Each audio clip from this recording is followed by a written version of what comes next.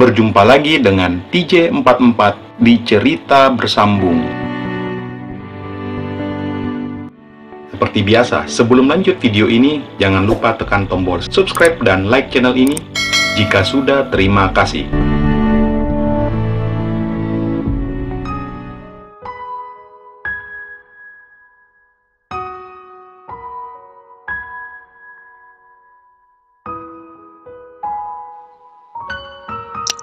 Setelah selesai makan, Aji mengajak mereka untuk pulang ke kosan karena mengingat konfirmasi dari Ibu Mita sebelumnya bahwa ia berangkatnya masih lama dan mungkin akan tiba di Manado malam hari.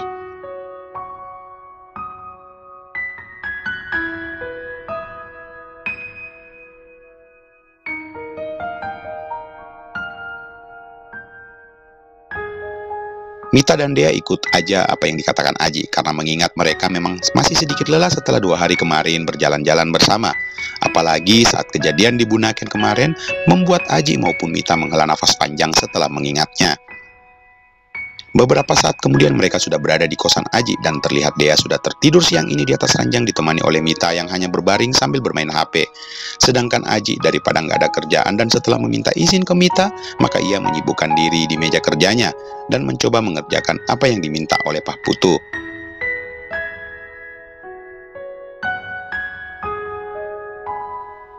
Tiba-tiba, Mita menoleh dan menatap punggung Aji sambil tersenyum. Walaupun ingin rasanya ia mengulang kejadian pagi tadi, namun ia masih bisa menahannya. Apalagi saat melihat Aji telah sibuk di depan laptop. Karena Mita paham betul karakter Aji. Jikalau sudah sibuk dengan kerjaannya, maka jangan coba-coba mengganggunya kecuali ada hal yang sangat urgent.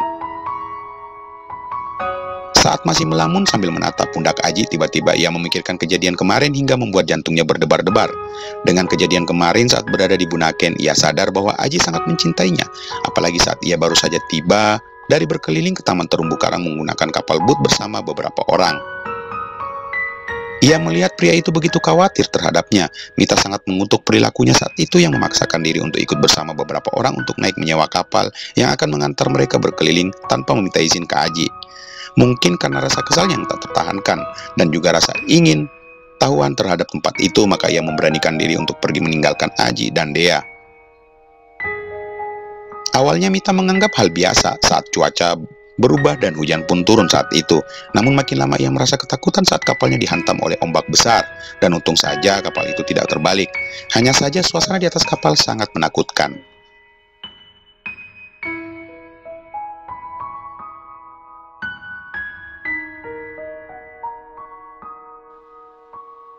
Guntur dan badai di tengah laut sudah sangat beringas memperlihatkan kekuatannya ke para manusia yang berada di tempat itu. Dan saat itu, Mita hanya bisa berdoa agar tidak terjadi apa-apa dan sangat menyesal dengan keputusannya. Dan saat mereka tiba di dermaga, ia melihat Aji menunduk di tengah-tengah keramaian. Membuat detak jantungnya makin tak beraturan saat melihat pria itu sudah sangat putus asa. Dan tentu saja semuanya itu karena dirinya. "Makasih ya," gumamnya sangat pelan dan ternyata Aji mendengarnya. Aji menoleh ke belakang lalu mengernyit memandangnya, mendapat gelengan kepala dari Mita dan sebuah senyuman, maka Aji kembali menyibukkan diri di depan laptopnya sambil menunggu sore tiba.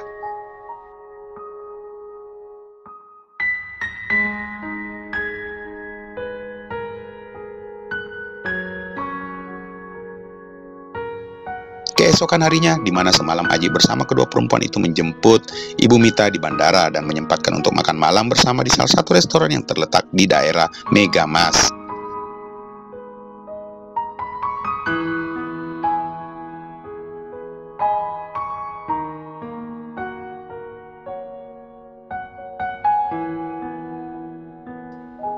Dan hari ini Aji mengajak mereka untuk sekedar jalan-jalan di daerah Minasa Utara. Selama perjalanan mereka memandang takjub beberapa patung dan sebuah jam raksasa. View-nya tentu saja sangat bagus. "Bagus ya," gumam Ibu Mita melihatnya. "Iya Bu, keren ya," Mita menimpali. Lalu Aji melanjutkan lagi perjalanannya. Dan akhirnya mereka memasuki daerah air Madidi. Sebenarnya di Minasa Utara ada banyak tempat wisata yang bisa mereka kunjungi.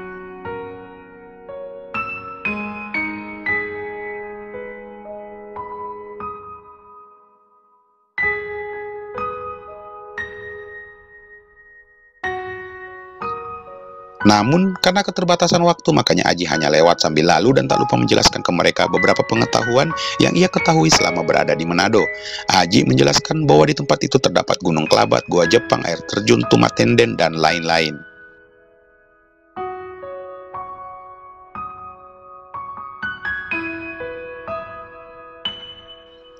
Tak berapa lama akhirnya Aji memarkir mobilnya di depan salah satu tempat wisata di daerah itu. Waruga adalah kubur atau makam leluhur orang Minahasa yang terbuat dari batu dan terdiri dari dua bagian. Bagian atas berbentuk segitiga seperti bubungan rumah dan bagian bawah berbentuk kotak yang bagian tengahnya ada ruang. "Bu, foto-foto yuk," ajak Mita saat mereka baru saja keluar dari mobil. Akhirnya Aji dan ketiga perempuan itu berfoto ria saling bergantian, membuat suasana mereka kali ini terasa hangat. Dan tentu saja Mita sangat bahagia atas perilaku yang ditunjukkan Aji ke ibunya.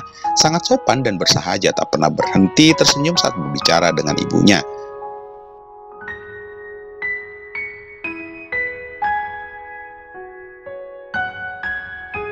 Lalu mereka melanjutkan perjalanan memutar arah menuju ke Manado.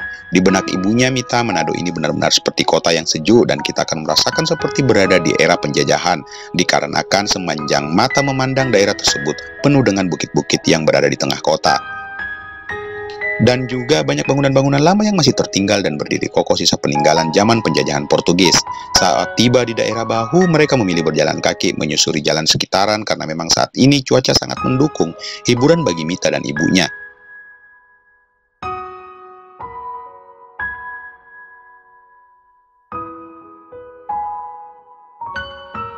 Saat melihat banyaknya ruko-ruko yang menjual berbagai pakaian yang bermerek internasional, segala sesuatu yang ada di sana membuat mata Mita berbinar seperti melihat setumpuk harta karun dari masa kerajaan Prancis kuno.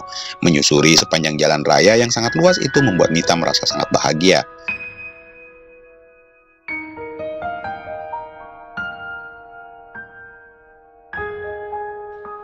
Aji hanya berjalan di belakang keduanya sambil memegang legang Dea yang sejak tadi hanya bertanya-tanya ke Aji setiap apa yang menurutnya aneh. Seperti patung salib yang sangat besar berwarna putih berdiri kokoh di atas gunung dan bisa terlihat dari tengah kota Manado. Setelah merasa cukup, mereka kembali ke mobil dan melanjutkan perjalanan. "Oh iya, nah Aji, ibu dengar di Manado ada patung Yesus gitu ya, dan katanya patung terbesar kedua di dunia ya?" tanya ibu Mita saat mereka meninggalkan Bahu Mall. "Oh iya Bu, mau ke sana," kata Aji melihat wanita itu dari spion tengah.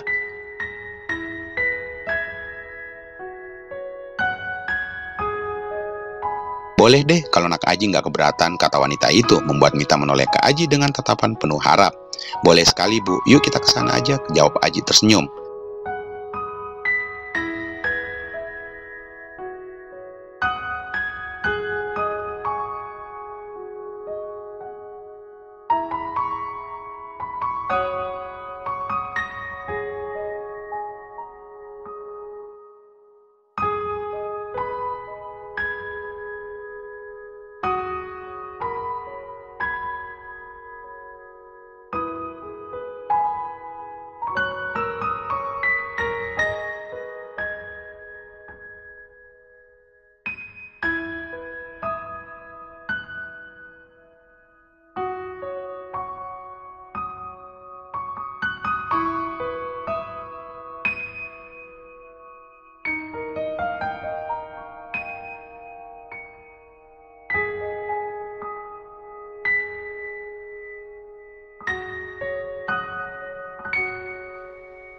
Aji tersenyum setelah menjelaskan semuanya tentang patung itu.